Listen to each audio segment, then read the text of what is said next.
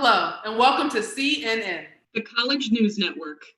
And I'm your host.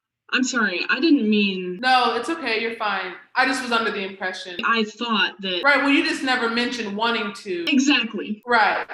So, do you... Oh, I don't mind. Okay, so I'll just... Yeah, for sure. Okay, cool. I am your host. I'm your host. I thought you were... Yeah, and I assumed that we were... Yeah, well, I thought I was going first. Yes, well, look, we should really be moving on. Okay. In other news, I'm sorry, did you want to? I mean, if it's not a problem with you. But please, I insist. Right. In other news, college students, keep an eye out. Reports are coming out saying that Subway sandwiches are now too sugary to meet the legal definition of being bread.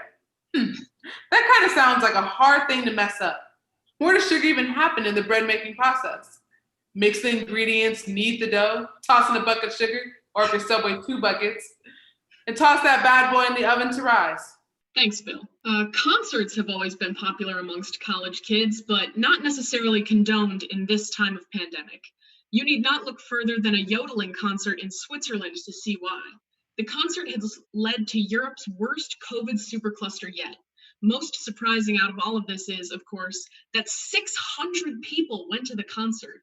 Not 200 or even 300. 6 different bundles of 100 people enjoyed yodeling so much that they risked infection of what is basically the modern day plague.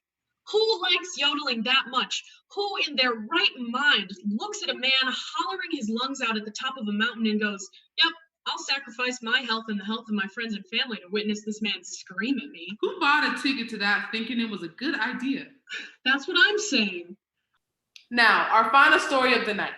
An Iowa man, now in competition with the Florida man, made somewhat national news this week.